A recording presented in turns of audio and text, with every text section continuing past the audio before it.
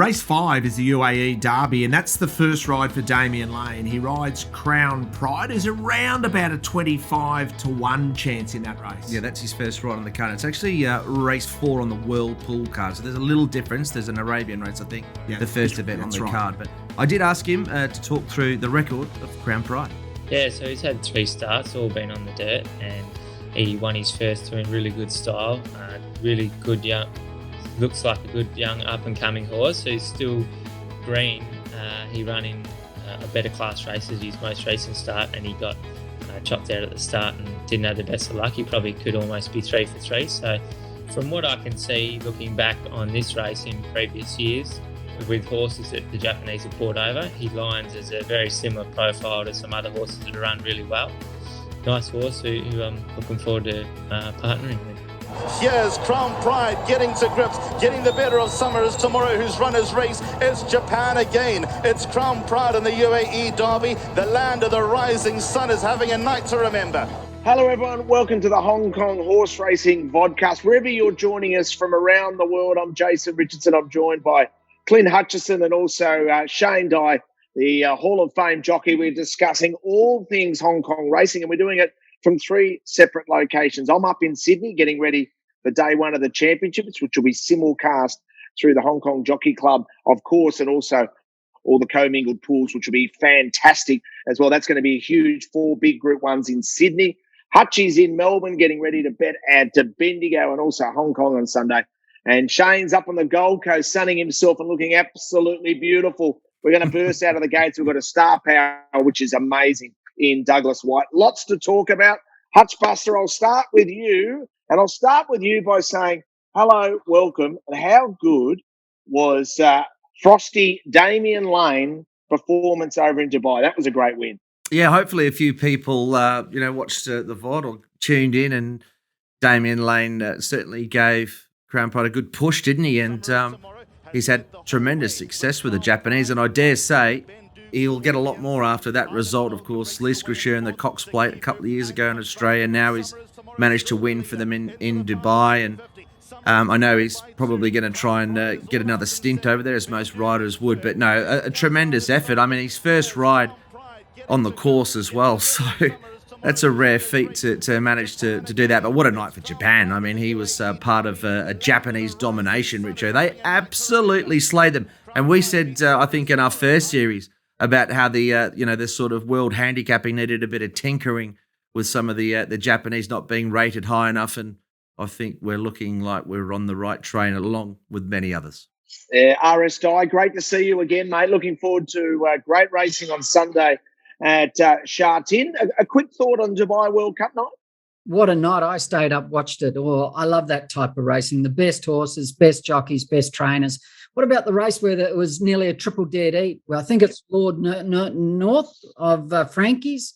But it was an amazing night. The racing's fantastic. The best horses, the 2,400 metre race was very good. But congratulations to Damian Lane, did a fine job, and he might now go for the Kentucky Derby, so I read. Yeah, I reckon that 2-mile race was terrific, and that Japanese winner, if it comes to Melbourne for a Melbourne Cup and then maybe off to Hong Kong for a Hong Kong Vase, would be worth following. Hey, just for a quick moment, RS, Frankie Dettori won his 4th Dubai World Cup. He's in his 50s. What makes him so bloody good? Well, he's got very good balance. He's got great charisma, but that doesn't make him good. He's just an amazing person. Like, he's very, what's the word? He's a bit like a Shane Warne, isn't he? He's got that charisma about him. But no, he's got great balance, and naturally he's got great timing, and horses run for him. You know, the other 3 things. You've got to understand pace, you've got to have good balance, and you've got to have timing. And he's got it all. And he hasn't whined or got less as he's got older. And that happens in Europe more than Australia. But in Australia now, they're starting to cotton on because the good young jockeys aren't there anymore like they used to be. And hanging around longer, the Damien Olivers and so many of them now. Whereas 20 years ago, that couldn't happen, but it is now. While we've burst out of the gates, RS, tell us about Wednesday night, Joao Moreira and the stewards having a chat to him. Take us through it. This is interesting, this race. They had to queer him. It looked bad on TV. If you have a look here, he's where is he? Well, back He's in the back orange. and he's going to take off, right? Now, he nearly clears this horse in front of him. He does. Now, I actually blame Luke. Luke did something you shouldn't do and used Joe, because Joe come across. Joe's looking here. He's going to come across. He's come across. And if you ever look up the top there, he's definitely 2 lengths, right? So he's on the fence there, 2 lengths. I don't know what Luke's doing. All of a sudden, he calls to go up there. And in my book, that's wrong because he had already cleared him. But he won the race and good on him. And it looked bad because it cost Zach the race. If that hadn't happened, Zach definitely wins the race. The winner can't win the race. So Luke used Joe a lot, which is a no-no in my books, to get up there. Because when you call, you think someone's in trouble. Luke was not in trouble, right?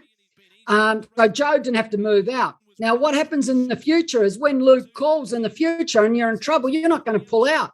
Now, if that had happened to me, I'm going into the room, I'm grabbing Luke and I'm saying, you do that to me again, I'll put you over the fence next time. Simple as that. So it looked bad for Joe, and Joe should have stayed on the fence, but he was only trying to help his fellow jockey because he thought he was in trouble when he wasn't, but Luke used him. And he won the race, and good on him, but it's a no-no in my books. Hutch, is that fair? Yeah, I think so. I mean, I'm taking Shane on board. I mean, it's good. I just think it's a good highlight as well. How the stewards in Hong Kong, Kim Kelly and his team are right all over it. I mean, we saw it on the night. We thought, oh, that's an interesting. Didn't he look to have cleared it? But they're right to ask the question. You have a look. You look at the evidence, and it says that Joe came in and made comment that he had a call from Luke, and and then they obviously interviewed Luke, and that was the evidence. So happy to sort of listen to what Shane's assessment of it there. I think it's just good that they go in and ask these questions. And, to be honest, I mean, it's good that these questions are asked. There's a couple of races there where, Joe and Zach are very much sort of, they can take each other on in races and they're very competitive and they each want to win. And there are races where, you think, is one ridden out of his comfort zone to try and ensure that, the other one, well, just get one up on the other rider. And I think it works both ways. But I just think it's good that the stewards have made the inquiry here. And, that's what came of it. Joe was given a warning, I think, as well. Was he? Yeah, he was. Yep. But see, if Luke hadn't have called to him, Joe could have been charged for doing that. I've got no doubt about that. Yeah. So Luke went in there and said he called. But see, Joe had already crossed Luke and he was 2 lengths behind. But then Luke used him to get up on the fence. Now, if Luke had sat third and come round him, he couldn't have won. Zach would have won for sure. So it actually cost Zach a win of that race, because then Zach's 3 wide using his horse and making a longer run where he would have just dictated, and then Luke would have had to come back, come around them, and he couldn't have won. So it was a shame, but I don't totally blame Joe on that one. That's for sure, being ridden. He was used. Yeah, fascinating insight. Just a quick update in regards to the premiership. So Zach Purton, 96, Joao Moreira, 94. 2 the difference there. Karis Teaton back in third on 52. Trainers, John Size, 61. 2 ahead of FC Law on 59. Tony Cruz back on 43. A premiership update there. Hutch, what was the performance of the week for you? There were some really good performances over the week, Richo, and one of them was definitely a lightly raced horse called Campione in Hong Kong. Went forward. Give it strength. Yeah, it was a nice effort. Shane made a good case for it, I think, in last week's show. And look, I think this race on my stuff rated really well. He went forward. I love a horse that can carry weight, lead, and kick like he did. The well-backed favourite finished in second, but Campione was very brave here. Now he's going to obviously go up in class, but he'll drop a lot in weight. And if you get these imports that can come to Hong Kong, if they can win early in their stint, it really bodes well, I think, for the rest of their preparation. You always love to see a good gap back to third. That's what you got on this occasion. I think you can follow the winner there, Campione, again up in grade, and I think you can follow the runner-up. He's got his foot on the till. Yeah, he was the wrong price, Richo. He was $8.50, and when they were winning on pace, he was just totally wrong. He should have been $3.50 or something like that. $8.50 was wrong. What I liked about him was I think he had 3 trials before his first run, and they were no good. They were very average trials. And then he went really well in a fast run race first up. So he went a lot better than I thought. So you knew that race day, that horse is going to produce, and he doesn't do it trials. So he caught me by surprise first up, and he won. Second horse had every chance, but the winner was too good. So, Hutchi, what about Flying Season? Yeah, well, look, this was another really good performance. This horse is lightly raced, back-to-back wins. He ended up being heavily backed, of course, in a very thin race. But in isolation, his effort down the straight course was excellent. And he's a horse that's going to be winning more races for sure. Look, he jumped, travelled, as you can see in this vision. Look, he's beaten absolutely nothing. There wasn't much in the field. That's why he started pretty short. But Man for Man's got a couple of handy young horses, and this is another one of them. And like I said, his ratings on his previous win were decent, and he's come out of that run and been quite dominant here. So, look, he'll stay in the grade. He'll be hard to beat again. It was an effortless sort of victory, and I would be sticking with him in the short term. He's definitely got another win or two in him. His time was good, Clint. I think he ran 56.19, which is pretty good up the straight. So when they're running that times, you can expect they're going to repeat it.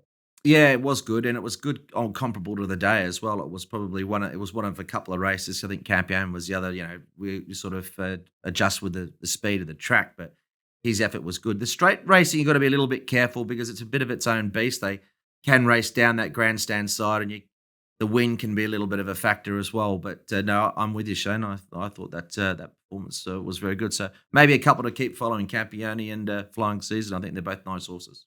And Hutch, is it just gamesmanship what you're hearing at the moment out of the mouth of Zach Purton saying, oh, listen, I've got a few injuries.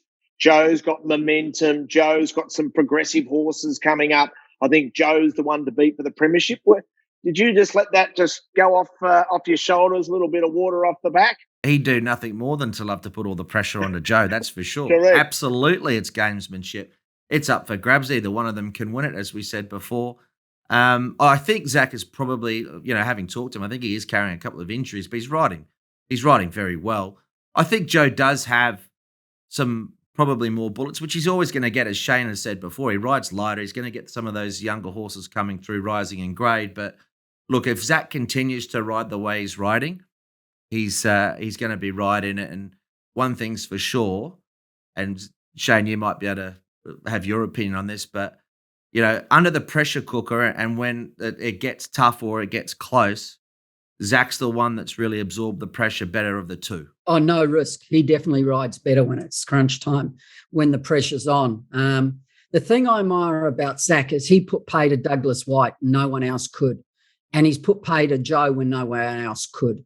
And you got to admire him for that. He's tactically the better of the two. There's no risk in the world about that. He's not a better jockey. They're both very, very good. But when it comes to tactics, he gets his tactics pretty much spot on. I'm not saying he's going to beat Joe in the premiership. As I said last week, I've got no idea. It's going to be a toss of the coin. It'll go down to the wire. Joe's got the advantage because he rides that 115, which is very important. But it's going to be a great contest. Favourite part of the show, Veandercross or Ocky, Genius or Slaw? Sweep for home now. Gatherno on the inside. Veandercross has come very wide after him. Veandercross in front of Mannerism. Veandercross answering the urgings of Shane Dye ahead in front. Mannerism coming at him. Veandercross. Veandercross looked to have the race won 100 metres from home.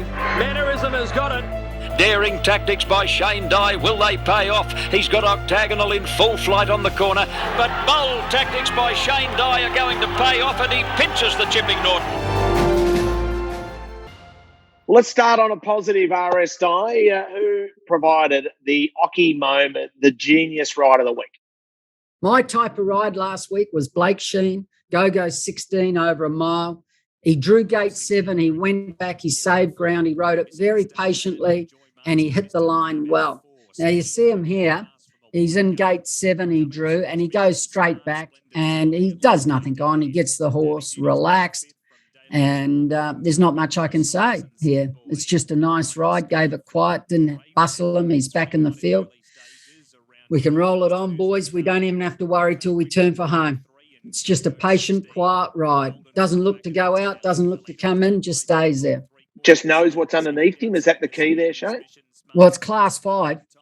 he would think he wouldn't have much underneath him Yeah. because it's class 5. So he's trying to actually save ground, what I was saying, and make him sprint up the straight, which you can do. But if you're making long runs on these horses, they just can't do it, especially in class 5. They're not good enough. The time to pick the race up, Richo is turning for home. He looks for runs. He never actually hits the horse, and he just doesn't test him till the 50-metre mark. And he bides his time. He doesn't knock anything down coming out. He got a warning because he pressured the horse on the outside. You'll see him there just biding his time. But when he comes at about the 100, he really quickens because he's wasted no energy through the race. And that's the important thing. The class 5, they're very limited. And if you can save them, and he's done that, you see him here. He pushes this horse out a little bit, that's okay. There's nothing wrong with that. You're trying to win the race. No one's got into trouble. And he really quickens here, as you can see, to just win the race. I thought that was a 10 out of 10. It was a very good ride. Hutchi, what do you think of that? Oh, it's a good ride. Terrific ride. Yeah, I think Blake's, it's almost his modus operandi these days. Shane, he seems to be going back and just giving them a little bit of a chance. And that one worked out well, but I want to show you Shane one on the same day, Boom Stitch, with Blake on board, because he rode a similar race. And I'll tell you, here he is now. He's 4 back on the fence in the mauve and white colours, Richo and Shane. And I thought he made a bit of a boo-boo in this one, though. That's being said, and this is the same sort of ride, but this is the difference. Now, that run on the rail is there throughout. You can see he can go back inside, and the horse behind him, Kairos Unicorn, he can still go inside there. Yeah, but he goes to go there, Clint, and he thinks that horse is going to move in, so he comes straight out. Correct, but the horse, it ends up going right up the inside there, and didn't work out that well for favourite backers there. But that's racing. Works with you sometimes. Doesn't work with the others. I think in Blake's instance, though, I mean, it was a fantastic ride on the winner. But, we've talked about the pressure as well up there when you get a good opportunity, Shane, and Boom Stitch being well on the marker. Those are the ones you kind of got to get those ones right, those little 50-50 decisions at key moments. Yeah, it's amazing how many people ring me and criticise them after the race. I never criticise jockeys for not getting a run. It's just what happens, or they go the wrong way too much. It's through the race that annoys me when they make the wrong decisions with pace. I backed a horse, Keep You Warm on Wednesday night. It was $10, $12. It was ridiculous odds. I priced him favourite. He ran third. He couldn't get a run. If he gets a run, he was third. Fancy tried to come out. That's racing, and that's going to happen. But I'd rather a horse save ground, look for runs, get held up, than going around them getting beat, as we've discussed before. And you're not going to always get the runs like Boom Stitch didn't then. And Clint, I'm not disagreeing that he made a wrong decision at the 250, but I understand why he did it, because the jockey had a stick in his left hand. And when he hit that horse, it went to go in, and Blake went to go to the fence. And you got to remember, once you go to the fence, you got nowhere else to go. That's the fence. Whereas if you come out, you've always got places to go. And he probably did make the wrong decision, but I accept it, and that's going to happen. I think the horse, looking at it, I think the horse in front probably stopped a little bit quicker than he might have expected as well. It sort of came back in his lap, the one in front of him. So no, it's always easy from the grandstand. Always remember, Clint, here is the further back you are, the easier it is to ride back markers, and jockeys don't quite understand that. And why that is because the race opens up normally around the 200 to 250 metres. So if you're back on the fence, like the grey horse was, and he took the run on the fence, he doesn't have to leave. He can see everything, whereas Blake has to make a decision quickly. And that's why you see a lot of horses third on the fence get into trouble, because they're trying to look for runs at the 300 and 400 metres, and runs haven't opened up then.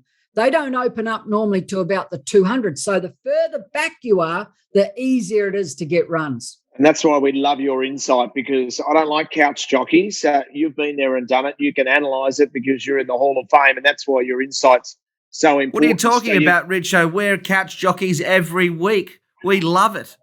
Mate, we are couch jockeys, but our opinion in regards to the jockeys, because we don't know how to make split-second decisions riding a 500-kilo animal when I haven't eaten for 2.5 weeks, Hutchbuster, and I've only got a little leather strap. You're 100% right. And it is, I mean, I think everyone can learn a lot of Shane. He describes what goes on extremely well. I think, for even people that have been in the game for a long time, and you get his perspective, it's, love listening to what Shane's got to say. here's the other thing about that. You said about eating and wasting and all that.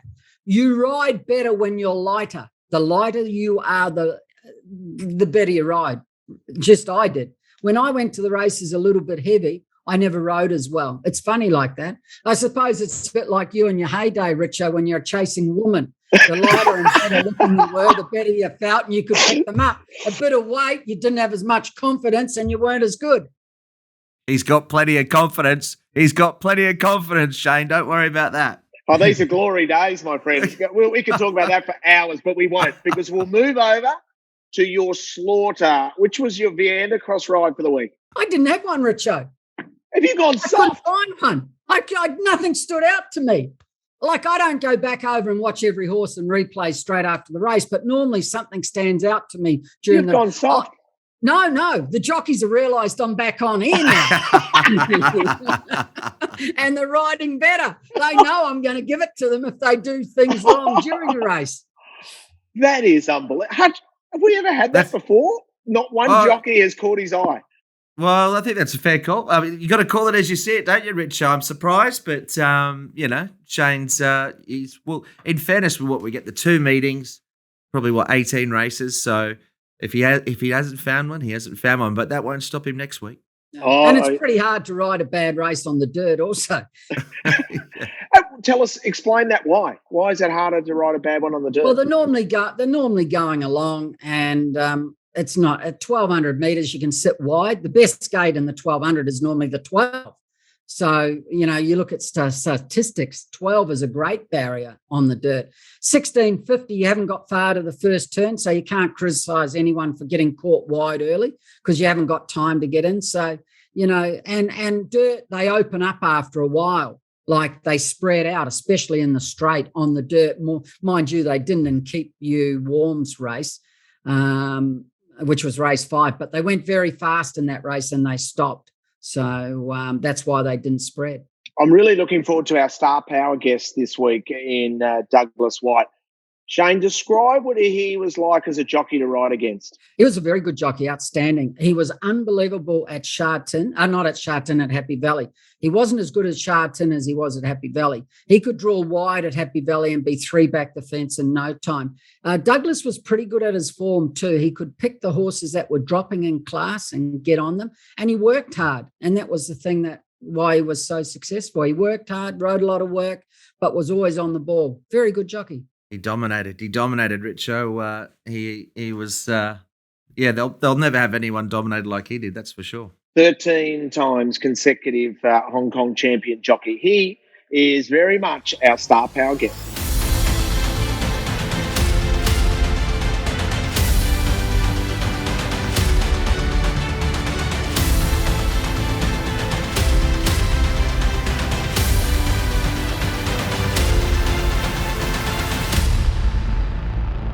Well, absolute pleasure to have a 13-time champion jockey in Hong Kong and now a trainer in Douglas Whyte as our very special guest. And Shane Dye has just described him as an unbelievable talent in the saddle. And Douglas, thanks so much for jumping into the hot seat and joining our humble little show. And let's reflect firstly on your great career in the saddle. Congratulations on everything you achieved. And is there one thing in particular that just jumps into your mind as the highlight of your riding life? The derbies, those were the special ones. It's a big race to win in Hong Kong. It took me a while to get my first one, and I ended up with 3. But those were probably the highlights of my career. What was it like riding against Shane Dye, our man? Oh, Shane, he's a bloody good rider, competitive. Took him a little bit of time to get used to Hong Kong. He thought he could come from that far back all the time. So I always my sleeve when I was a bit further forward than him, but he got the hang of it pretty quickly. Good rider, very, very, very good rider in big races. Douglas, now obviously, it's on the other side of the fence. How do you find it? Have you found making that transition where you were in there making the decisions? How are you coping and how are you dealing with sort of the horses that now as a trainer? What you're seeing out there with horses, the way they've been ridden, etc., and how are you coping with that factor of the racing? I'm going grey, Clint. I might end up like you, Richo. I might go bald. I recommend it, Douglas. No, it was a bit tedious the first couple of months because, and I'm gonna knock myself as well. I was a jockey. We don't tend to realize how much work, effort, time goes into preparing, planning, and getting that horse just to the races, let alone being competitive and healthy. And then a jock gets on and kind of goes out there, has a look up at the number board and sees, he's 10 to 1, 20 to 1, and kind of goes, he hasn't got much chance this one, and rides it accordingly. And, maybe gets beat ahead or runs third and comes back and says, Jesus, run well, it should have won. Those are the kind of things that I get really upset about because, and I think most trainers will stand by me on that. Horses don't know their prices, and they should be ridden accordingly. And there's a lot of guys that do that. But I'm just saying, I think that's what found me out the first 6 months of my career, of my training career, is that I found once I legged the jocks up, I wasn't in control, and I knew my horses were healthy, and I knew they were working well, and I knew they would run me a race, and there were a few letdowns. Douglas, now I understand why all the trainers, when I was riding, used to say, this will win today. So that's why, Douglas. Weren't that far back, Shane.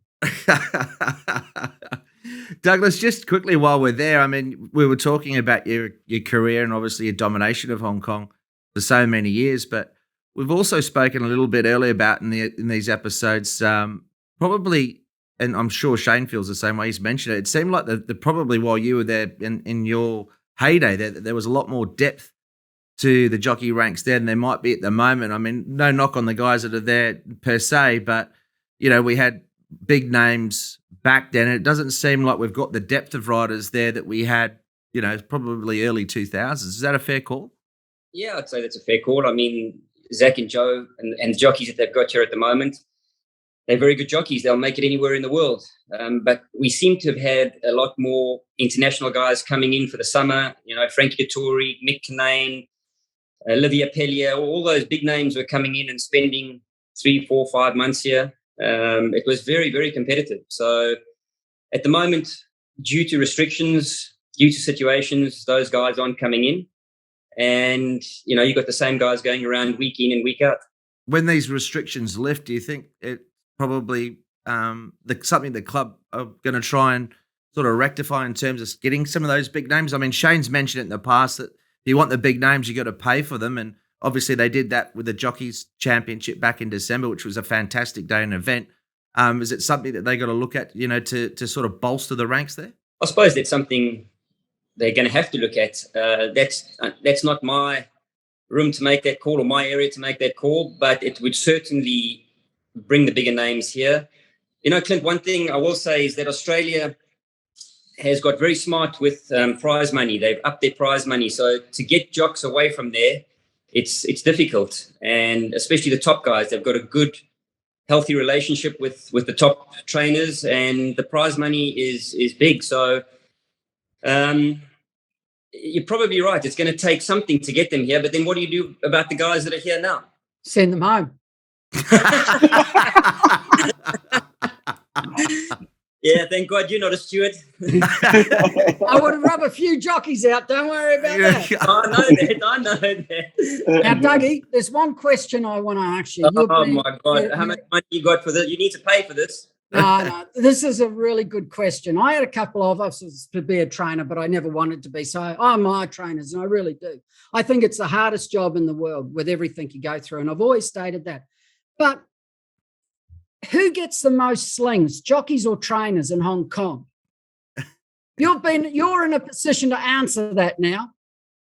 The most slings, the jockeys or trainers? Yeah, which one?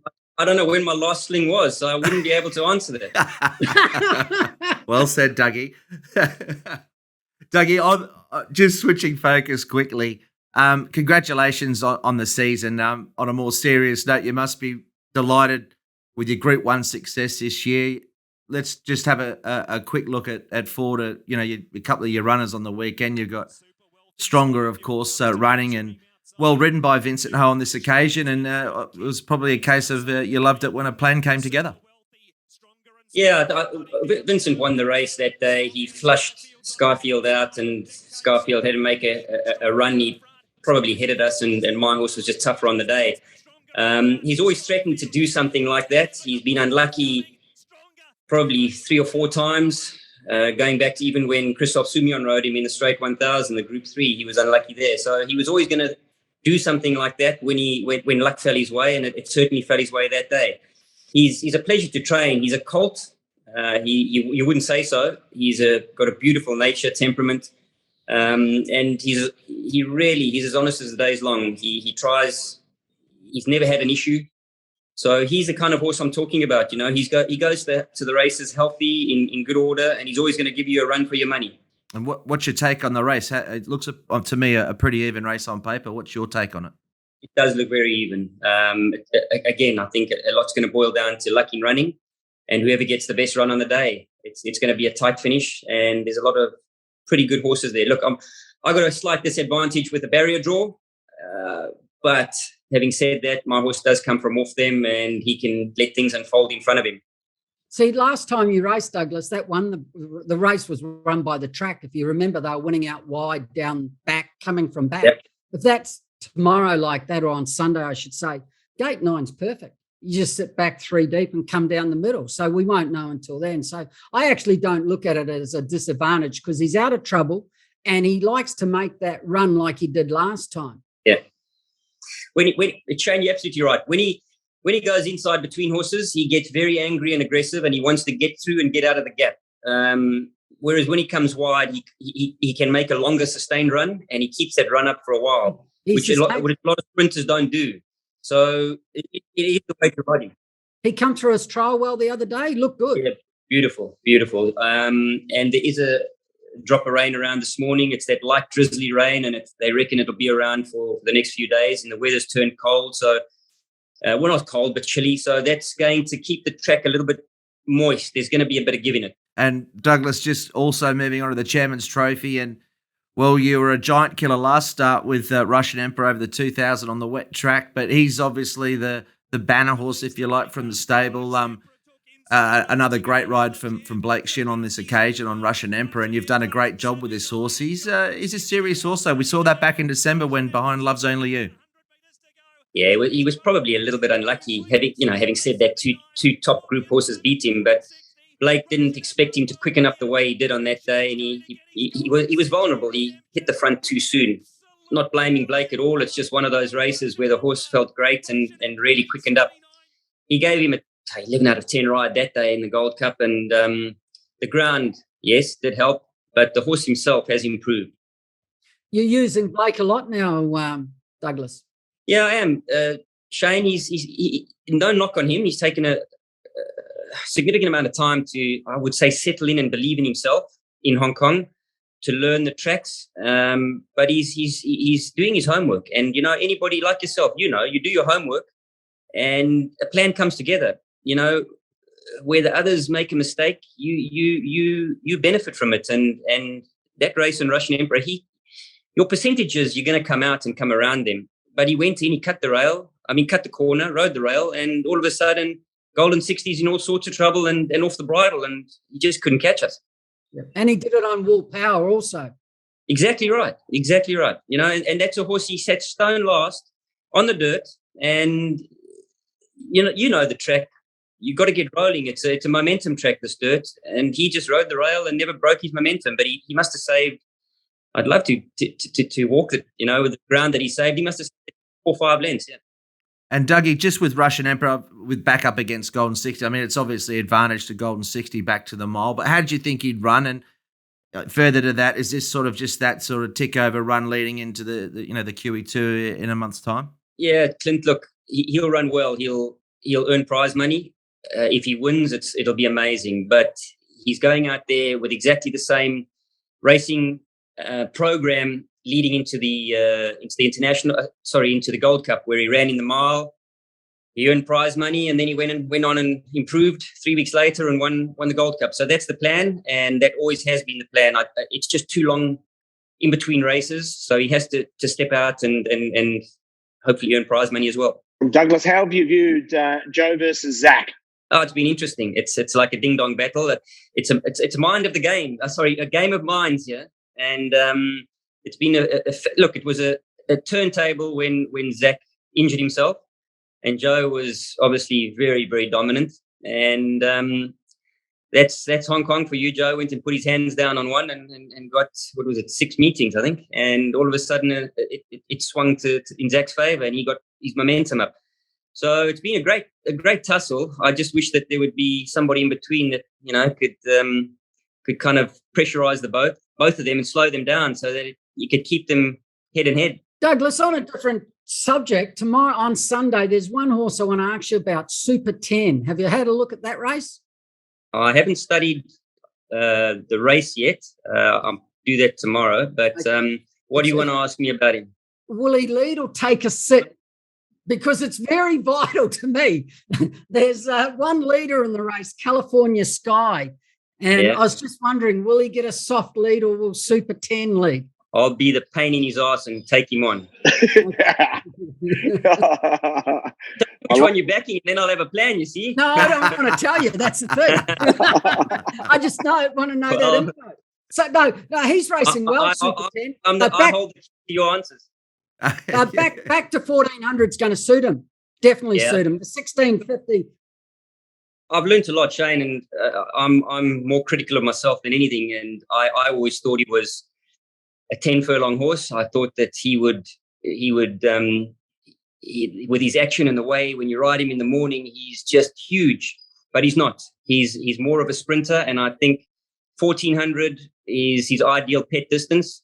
Unfortunately, these 1400s are run so differently week in and week out. You get like a horse like Super Winner, and this was California Sky, that there's always one pest in there, and they seem to go too quick. And then you get the horses that are kind of getting that softer run that finish over the top. So it's a bit of a catch-22, but I think 1400s is his pet distance. Yeah. No, it's not a strong class 3, and he gets his chance.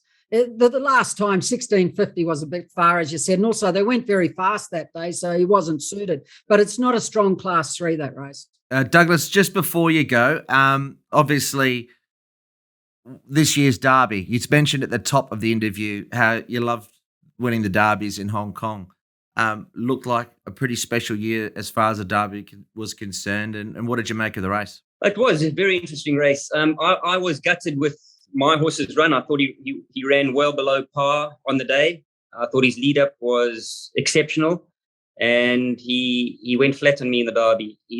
I do think that the winner and the second horse are very good horses. I think the form's going to hold up.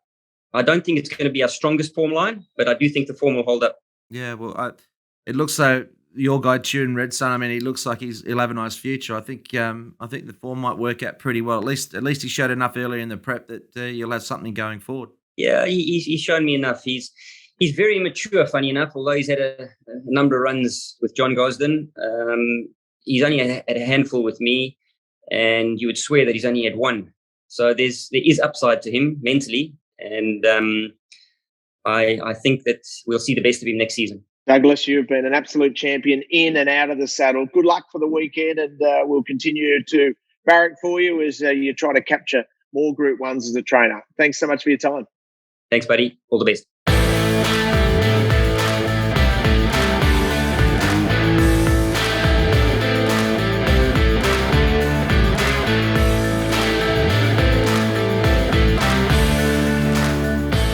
I love learning some lessons, and I know a lot of our audience do as well, trying to demystify all the various terminology we hear in Hong Kong racing. And Hutch, I want to talk about permits. Tell us about PPG, PP, ISG, etc. Yeah, well, when in Hong Kong, Richo, there are 3 types of categories when it comes to the horses that race there.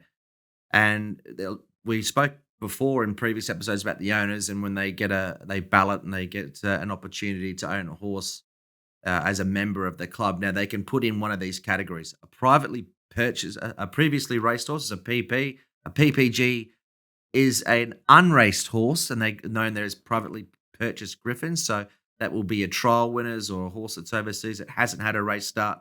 And then you have your ISGs, which is your international sale griffins, which they go through the sale in Hong Kong, and there's usually about anywhere between 20 and 30 of those, but they're also unraced. But they don't come in all on the same ratings. Your privately purchased horse, your PPs, those are horses that might have run in a, here's the category for those. We've got a maximum career amount of starts, and they can have raced in those countries, and they have lowered the ratings a little bit for this season in terms of what they will allocate them once they've arrived in Hong Kong. So, for example, you might have a horse that's won at Caulfield, and they will have a look at his form and then give him a rating, and that's what he'll start off his Hong Kong career on. When it comes to the private purchase Griffins or the unraced horses, they actually start on a mark of 52 or 57, generally 52. So, and they can be imported from all those countries around the world. So they'll start up in the middle of class 4, and the ISGs will be the same. There is a little niche where we have Griffin races, but they're sort of like really 2-year-old races or unraced maidens. And they can be for Southern Hemisphere 2-year-olds or Northern Hemisphere 3-year-olds, and we only get a handful of those towards the end of the season. But for argument's sake, the unraced horses start off in the middle of class 4 on a rating of 52, and all the others are given a rating by the handicapper, and it can vary from depending on their overseas forms, and that's how the horse system works in Hong Kong. And the ISGs, the International Sales Griffins, it's interesting. I'm in Sydney at the moment. Next week, the English yearling sales up here in Sydney with 450 horses or young yearlings to go through the sales ring, and there will be some purchased by the Hong Kong Jockey Club, Shane. And we're seeing an emergence of this and a popularity of this growing in recent years. No, they've been doing it for years. They buy them all around the world at all sales, New Zealand, Australia, and Europe too. And they've been doing it for the last, 25 years, I suppose. The other way to get a horse into, which wasn't up there, into Hong Kong is if you retire a horse, then you can replace that with an 80 or an 85, which is more or less a group horse. So you got to go and buy a group horse or group 1 horse. Then you can retire your horse and replace it with that group 1 horse in Hong Kong. And thinking about turnover, I wonder, Shane, whether or not, think about wherever that horse comes from and turnover in that country, if they actually kept the same name. That it's a frustration, I know, for a lot of Australian punters, for example, trying to find the name of the horse that was in Australia that now gets a name change in Hong Kong. A lot changes, but it's the same going from New Zealand to Australia. Sometimes there's horses in Australia with the same name, so they add a Miss or a Mrs. or a Mr. on there. But you can go onto the Hong Kong Jockey Club website, and all the horses there have the international names on there. So that's not hard to find out. It's actually something, Richo, we're looking at building into our website particularly for a lot of the Aussie followers of the racing. Maybe for next season we'll have it up and ready. We don't yet, but just so there's their previous name, and it's a little bit more accessible. But it is all that information is on the Jockey Club website. I think that's a great idea for Hutchi's Honkers Hutch, because I think if you I know it's available on the website, but it's just a matter of searching. But if you can provide the Australian punters, for example, I'm using Australia as an example because that's where we are at the moment. But if you can help them that way for a horse that's had a name change and a horse that was popular for them here, then I think that will certainly increase turnover. I'm sure that punters will be keen to have a bet on that. Okay, I've learned a lot in regards to all the various permits there from for horses in Hong Kong. We're changing pace. We're trying to find winners.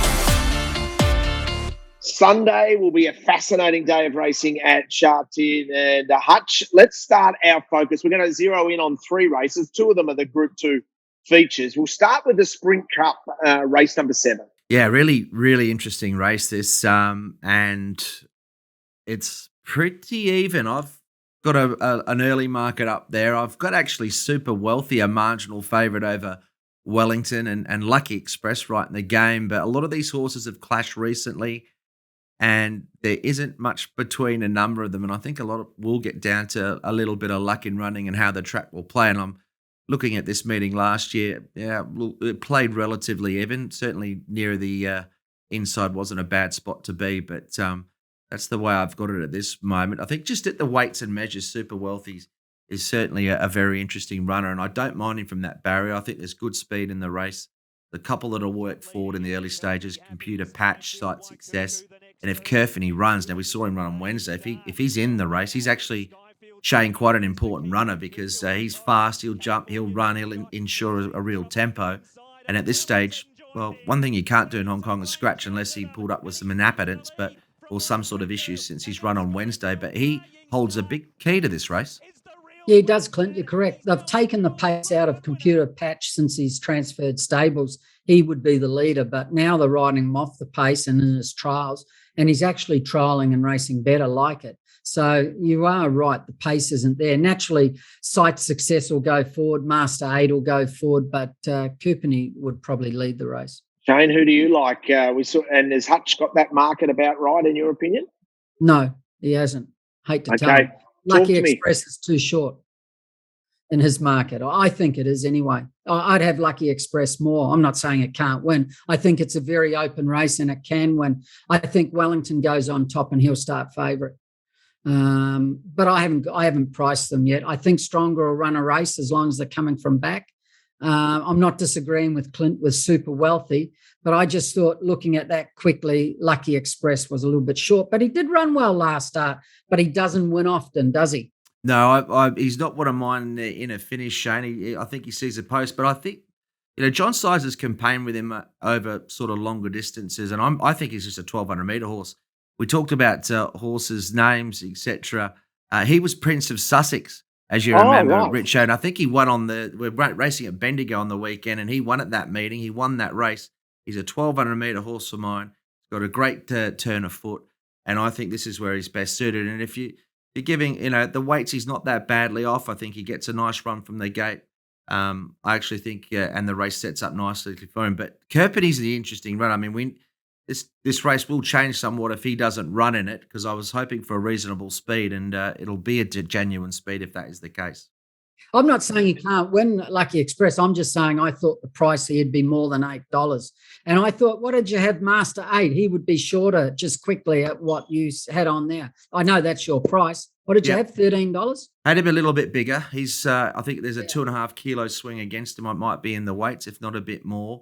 Yeah. I thought he had his chance last start. What will help him this time is he gets a lovely run with Joe and gets the rail. But I thought we actually really liked him last start behind Sight Success, Shane. And he just didn't have too many excuses for mine. I think he presented. This was the run he had. He wanted to lay out a little bit on the turn. Now, Sight Success, that's Super Wealthy just behind them, and Lucky Express is widest of all. So you can see in this race, I mean, a lot of them went around in this event, and just with the changes and swings in the weights, the one that really is benefited is Super Wealthy. But that's Lucky Express right on the outside. He's to a bit of an advantage, and Master 8, after getting a pretty good run in the race, is the one that is probably worse off, but he gets a good run. So as you can see, there wasn't much between them there, Shane, and I just didn't think there'd be much between them again. The only thing with Master 8, and I've been against him his last 3 runs, was he won't be where he was in that race on Sunday. He'll be a lot closer. That race there, he was back, and he was midfield to back. He got further back than he ever has in any run, and his run was from the 400 to the 200. Whereas Super Wealthy's was from the 200 to the winning post. This week, he's going to be third fence. He'll get a lot better run. But Wellington's racing well. He's the class runner. But, Clint, I think you're right. It's a very open race. Anything could win it. And we've been saying that every sprint. Yeah, it's been a constant theme, hasn't it? So you got a little whack across the chin there, Hutch, but you don't have a glass jaw, No, I mean, mate. You don't have a glass jaw. You're able to handle it. That's the beauty of race. I mean, you've all got to, you've got to have your opinion, and Shane's market will be different to mine, and we'll both might be different to the market. And wherever you see the edges in those markets is where you might like to play. So I don't take any offence to that at all. I think it's good. We all need a different opinion, Richo, and hopefully we're right now and again. I don't take offence to anything, I can assure you of that. Group 2 Chairman's Trophy, the big boys back, Golden 60. How do you see this, Hutch? Oh, I see Vincent's got to produce, and this is the perfect opportunity. I'm so happy he's drawn gate 1 because Vincent doesn't need to drag him all the way back. He can just jump out. He can pretty much ride him as he did actually in the Hong Kong sprint back in December. I mean, this is obviously the last run when Waikuku got away with murder up on speed, and he just can't do this again. It's a bigger field. Vincent, 3 back the fence, I'm hoping. Just ride him for luck. We've heard Shane say, just ride him with confidence, take your time. The gaps will open. He has too good a turn of foot, this horse, no matter how the races run, that if he can see half a gap at a key stage, he'll burst through it. He's too good for them. He's a genuine, look, I don't know what the market will do. I'll ask Shane in a moment. I'm going to have him somewhere between $1.60 and I think $1.75, somewhere in that region. If we get better than that, I'll be more than happy to beat him. He's right in the gap. He's going to bounce back. This is his go. The mile. What price did you think he'd start, Shane? He'll be $1.40 at the best. Oh, wow. $1.40. He'll be short. Look, he started on a wet track over 2,000 metres last time, $1.40, right? He had everything against him going into that race. Like he come off a loss, which he should have won. But 2,000 wet track isn't his go from an outside gate. If he's going to start $1.40 in that, why won't he start $1.40 in this? I know he's been beat twice, but Vincent's been following or had the winner within his sights in both runs and has lost 6 lengths to the winner from about the 1,000 to the turn in both runs, and he hasn't got beat far. Look, the only thing I'm worried about Golden 60 is they might have panicked a bit with him, because if you watch his trial the other day, he rode him out at the trials. And he's never done that once. I went back through and watched all of his trials. He's always in behind, hard held. For some unknown reason, they tested him the other day. And that isn't a good sign for me. But I've got him on top. I think he's too good. All he's got to do is be 3 back the fence, just bide his time, and he'll run over top of them. So it's Golden 60 number 1 up against Waikuku. That's where Zach Purton's riding. Russian Emperor. Blake Shin rides go down towards the bottom, number 11. Excellent proposal. Joao Moreira is riding. That is the chairman's trophy. And as soon as I hear Golden 60 Hutch, I just straight away start doing this, because that's how you normally just cheer him on with a big group of punters just flicking him away. Just go away to the opposition. But look, I don't. I'm quite intrigued. I mean, he's going to be very short. But I'm just hoping that we get a little bit better than $1.40. But Shane might be right. I mean, he's the darling of Hong Kong racing. They'll love gate 1 for him, and I'm liking it. I'm just hoping that he's not dragged right out of it. He comes out neutral, and Vincent lets him find his feet wherever he's happy, and I think that'll be 3 back the fence. And of course, he's going to need a bit of luck, but horses like him that have got gears, they make their own luck. What did you make of his trial? Oh, I thought the trial was okay. I think Shane's point is very valid, but he's the best horse, and he's had excuses at his last 2. The 2,000 on a wet track was never really going to be his go, and I think, he could have still made it interesting. I'm not giving up on him over 2,000. If he draws a gate, he needs to draw a gate over 2,000. He needs a lot to go his way. Whereas the mile, he can overcome a lot of different things, but he can't over 2,000. He needs to get it measured. He needs to get the right race shape, and he's not anywhere near as dominant, whereas he can be over a mile. He'd still win a Hong Kong Cup or anything over 2,000 metres, Clint. There's no risk about that. I agree. I'm not worried about 2,000. He runs it. He won the Derby, and he rode him quiet that day, gave him a beautiful run, and he quickened up. The thing I don't want to see Vincent doing is in the mile 2 starts ago, after 70 metres, he's looking to his left. To get off the fence. I think he was in a field of 6 following Waikuku, the winner, and he's trying to get off the fence. He can't be getting off the fence here. Just come out, ride him 3 back, leave him alone. He'll quicken that well when he goes, if he's right. That's going to be incredible. It'll be compelling viewing. The pressure's on Vincent, so absolutely. Let's hope for Vincent, who he's a lovely young lad. Let's hope he can bounce back and get him home, because he's a super horse champ, Golden 60. Actually, Vincent's been riding a few winners lately, Clint, which is good to see, because he's a very, very good jockey. But when he got beat on him in the mile, it really knocked his confidence. But the last, 4 meetings, I think he's ridden a winner nearly every meeting. Well, he needed to. He was sort of going at about 1 for 50, not that long ago, Shane. So the pressure was on, and hopefully he's got a little bit of confidence. And this is the kind of horse that'll bring it back for him. So, look, we all like to see the champions, Richo, win, and I think this is a lovely opportunity for him. And I'm like I said, I'm glad the horse is drawn low. You are looking absolutely sparkling in green today, Hutch Buster, and that's a perfect segue to race 6, the Class 4 over 1,400 metres. Sparky Star, that's you. Sparky Star. I like this on the weekend. This will be very close to my my best of the weekend. Here's a look at the field. It's an interesting race. A horse that ran a little better, actually, Vincent Ho rides. Fantastic show. He's done nothing all season, and he produced one of the best final 200s at the whole meeting the last time he went around. He could run well. Handsome Veggie was a sneaky good run at the Valley last start as well. And Happy Day with Joe on. He's only had 2 career starts. There'll be some respect shown by him for the market. I think gate 10's a little awkward, but I think going up in distance will help him. But the horse to beat here definitely is Sparky Star. This horse really could have won his last 2, to be perfectly honest. We're going to take a quick look at a replay from him. Now, Joe went back to the fence on this occasion. It wasn't really his fault, but it was a great ride from Zach. Zach's third last in the lime green colours on a horse called HK Dragon here. And he's obviously noted that Joe's been locked away there in the fence. Now, Joe actually was one off. He sort of went back down to the inside. And when the pace slackened in the race, Zach said, righto, I'm gonna pinch a break here. And you can see him make a move and start to make up ground from back in the field. And he really got there pretty easily, actually. The sections weren't that hard. He fully commits about now. And Joe, you can see, he's strung up in traffic. And he's just getting away from him. Joe was going to go out. He goes back inside. He hears Shane Dye. He said, stay inside. Stay inside. It's exactly what he does. He gets the run through. And he really rattles home. And he wasn't beaten far. And then it was a good bit of riding after.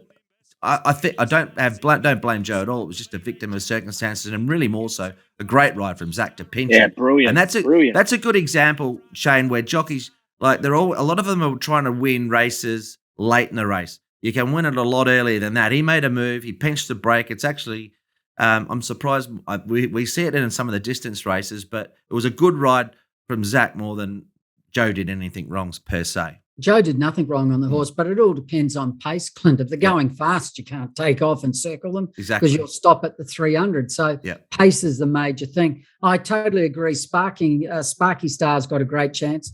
He's only had the 3 runs this time in, and he's placed every time. The worry in this race, Clint, is there's no pace. And the 3 main chances are Happy Day, Fantastic Show, and Sparky Star. Guess what? They get back, and there's no pace. I looked at that. Fantastic Show's got no early speed. You're right. Happy Day has been very tardy out and a bit slow to muster, so he's got no speed. The other one I mentioned, Handsome Veggie, he doesn't have much early speed.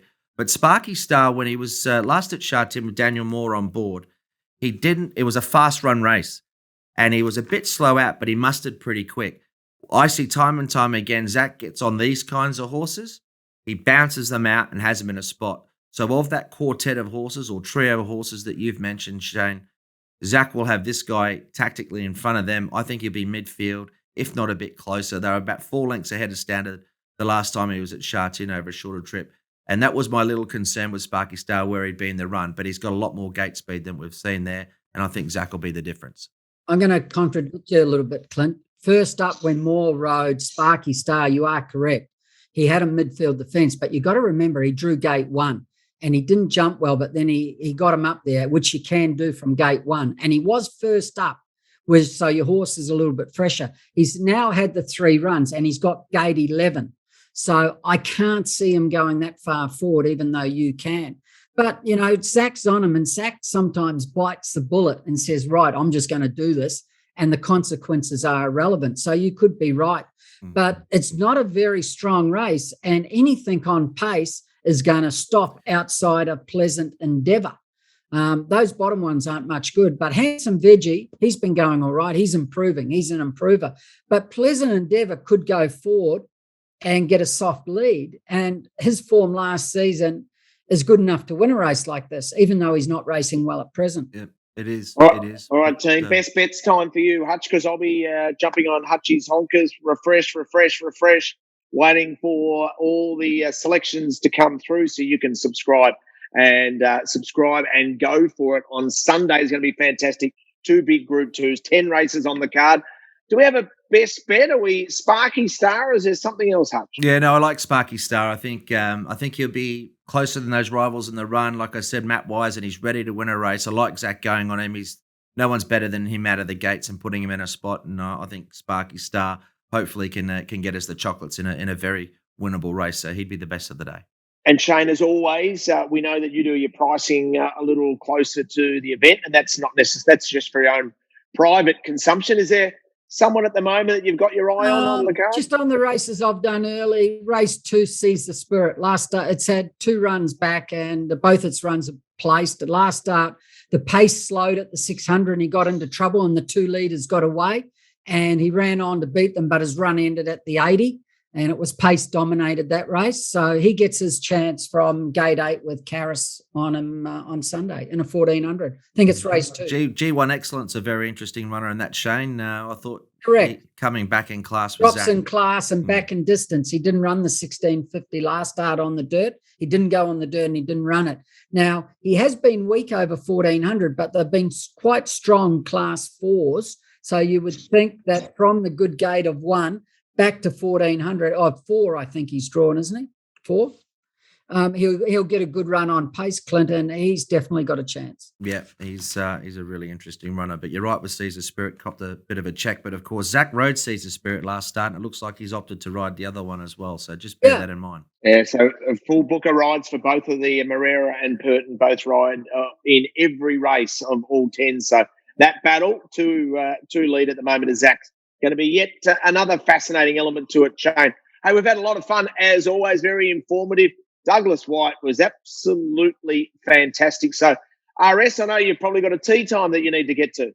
No, I'm behind in my work, so I'm going to stay here and work all day. And my son's actually coming up today to see me, isn't he? So he's on a 1 o'clock flight he gets in, so that'll be good. He's coming up for the weekend. I think he just wants to have a bit of fun, actually. Well, he's gone to the right place if he's going hanging out with you. He said Sydney's terrible at present. All it does is rain. All it does is rain, and you're not there with a nightclub, so I can understand what your son's doing. Shane, you've been brilliant. Hutch, good luck, and for all our Hutchie's Honkers subscribers, we've got our fingers crossed for a big day. Yep, thanks very much, Richo. No, it was a pleasure. Great to see Douglas, and hopefully we'll have a good weekend. I hope you enjoyed the show, Hutchie's Honkers, with our Hong Kong horse racing podcast. We look forward to your company next week.